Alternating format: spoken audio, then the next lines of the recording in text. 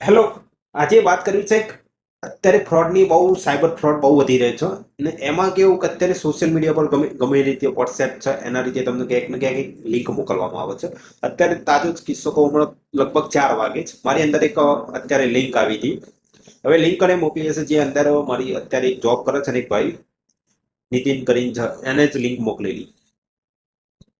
એને એક ફોટો મોકલ્યો હતો એસબીઆઈ નો, યોનો એસબીઆઈ, અને નીચે એક એપીકે કરીને ફાઇલ મોકલી હતી. આ રીતે તમે જોઈ શકો છો. સ્કેન જો તમે ડિસ્પ્લે પર બતાવો છો ને એ રીતે મેસેજ સેન્ડ કરેલો હતો.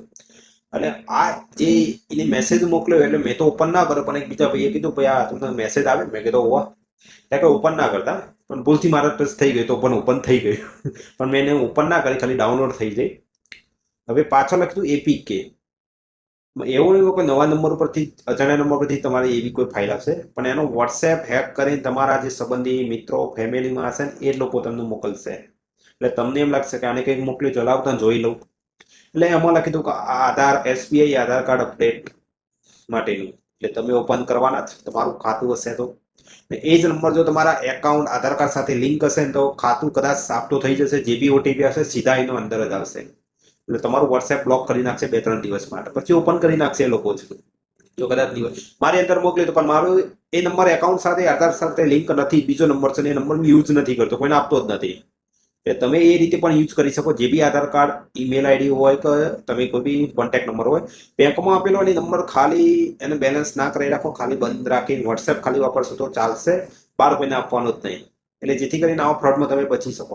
હવે હું ઓપન કર્યું હોય તો મારો એકાઉન્ટ હેંગ ના થઈ શકો, પણ મારો વોટ્સએપ હેક કરી નાખો, મારા ફેમિલી અથવા કોઈ સંબંધીને ફ્રેન્ડની લિંક મોકલા, એમાંથી 3-4 લોકો ફસાઈ જાય એ જારમાંથી. આ મિત્રએ શું મોકલ્યું, મારો કોન્ટેક્ટ જે નંબરમાં એડ હોત. એટલે લોકો ટ્રસ્ટેડ કરીને સીધો ઓપન કરત. પાછું શું કરેલું, એ મિત્રનો ફોટો ડીપી પાછો યોનો એસબીઆઈ તરીકે તમે જોઈ શકો પેલા કોર્નર ઉપર.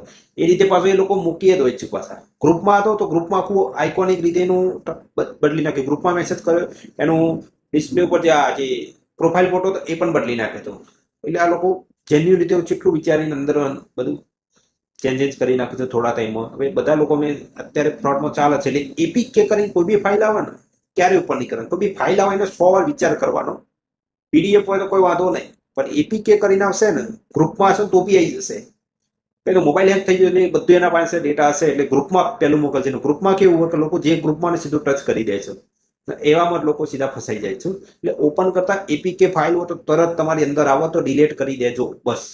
બાકી ફ્રોડથી બચવા માટે આવા ઘણા અત્યારે ફ્રોડના કિમિયા ગઠિયાઓ કરી રહ્યા છે. આ માહિતી કેવી લાગે તો સારી લાગે તો આગળ શેર કરો તમારા ફેમિલી મેમ્બર, તમારા ફ્રેન્ડ સર્કલને, જેથી કરીને કોકના બેંક બેલેન્સ ખાતા ઓછા થતા અથવા ઉડી જતા બચી શકો. જય હિન્દ, જય ભારત.